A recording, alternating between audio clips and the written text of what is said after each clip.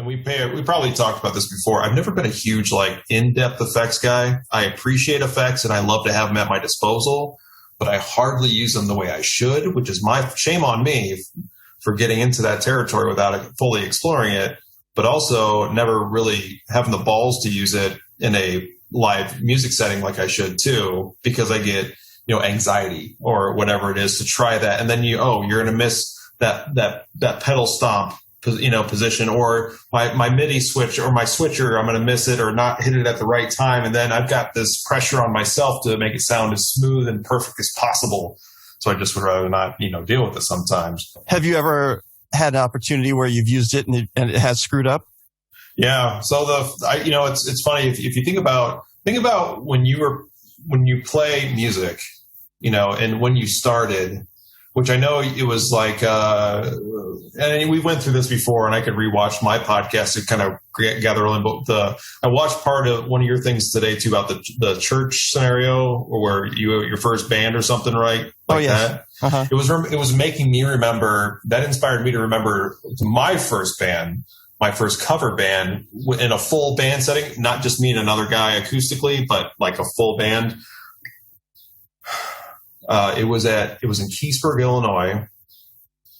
And this, I guess technically it wasn't my first cover band, but it was the first cover band I was in where we had a lot of shows. It wasn't just a one and done kind of thing. And we were a cover band, and it was Theory of a Dead Man, Bad Girlfriend, right? Mm-hmm. Back then it was new, right? Like back then it was fresher. Sure. And I biffed the solo. I can think about times in my life playing live music. The only parts that really bother me are the ones that I can remember where I biffed the solo on it. And most people will say, well, nobody heard it, right? Nobody caught it because everybody's not paying attention, or not everybody's a musician. Or I shouldn't call myself a musician. I'm just like a weekend warrior kind of guy. But I will never forget those moments. That Theory of a Dead Man solo. Another one actually was Praise by Seven Dust. I remember, and the Praise solo is so easy. I don't know if you know that song or not, by Seven Dust. I've heard it. Yeah, it's just super easy. It's like an octave, you're playing the notes in an octave chord, basically plucked out really slowly, and then it changes. I can't remember how it changes, but it's like four notes, right? Mm-hmm. But it's like where I was so overly confident that I messed up because it's, you're skipping a string to get to the next note and stuff like that. So if I could think of challenges, it's always been on guitar solos. I'm more of a rhythm player instead of a lead player, I guess is what I'm saying. Sure. So did that lead you to things that were better, like to overcome that challenge of biffing solos? Because I've been there too. It's so how does that lead you to overcome that? Like, what do you do to keep on going? So I had redemption later on because, most of the time in the cover bands I've been in, Dan, it's been a one guitar effort. Mm-hmm. I've been into guitar bands. Funny enough, that Praise song by Seven Dust, I was the lead guitar player. But, it's funny because that day when I messed that Praise solo up, I fucking nailed, there was Trivium in Waves that I nailed. Even there was a cover, the song Sail? Who did that cover that we did? I don't know the song. Anyway, what I'm trying to say is I did really well that day besides that one, but I will never forget what I fucked up, pardon my language, rather than all the other great ones that were difficult that I did. Later on, what redeemed it for me was a gig that I had where I played the solo for Y Part 2, which is a Collective Soul song. Mm-hmm. If you've ever heard of that before. I'm sure you've heard of Collective Soul, but Y Part 2. Yeah. And that is a awesome wah solo because it's that was back when I'm gonna forget all about it, Dan, but the guy who was responsible for all the heaviest hitting rock and Collective Soul songs before he got caught cheating with Ed Rollins' wife and he got kicked out. Oh, I don't know about this scandal. Oh my gosh, I gotta Google this. Hold on a second.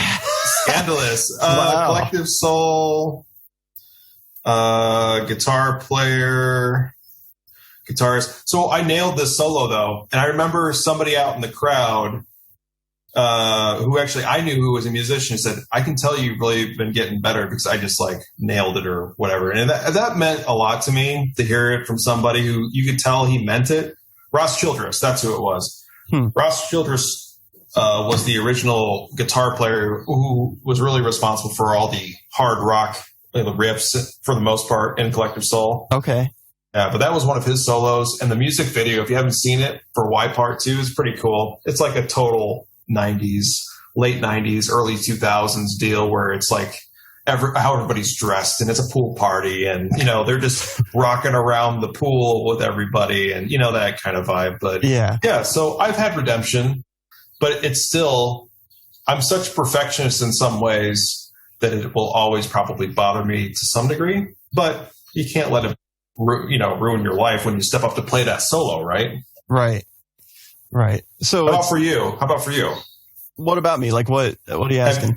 Have you ever had a situation? I know we all have probably, people that play music live. You're going to have a little mistake here and there. But did you ever have a situation? And I'm not trying to pin you down in a negative scenario. Oh, no, it's all good. Do you ever remember having a situation where you're like, crap? Or, that may not. Every show, probably. Every show, yeah, right. I mean, this last show I played with Nirvomit, granted, we hadn't practiced in over a year. And we kind of got called up to do this show, and they were like, hey, show in 3 weeks. Can you do it? And we're like, well, we can get 3 or 4 practices in before then. Sure. Let's try it. And I was pretty confident, got back on the horse, and it seemed like, oh, yeah, I know these songs, muscle memory and all that. Get to the gig, and it's like the one song that I think, I know this, but like the back of my hand. I screwed up, I don't know, 10 times in that song. I don't know if anybody even noticed, but yeah, I forget which song it was. Maybe Lithium or something like that, where I was confident that I knew it. And then all of a sudden I'm like, oh crap, I don't remember this part. And I just biffed it. Yeah. But I don't think anybody cared. Right. Exactly. And that's like I said, somebody told me before, it's like, nobody's going to notice. It's like, I know. But for me, I'm the kind of person that I always try to strive for a little bit better.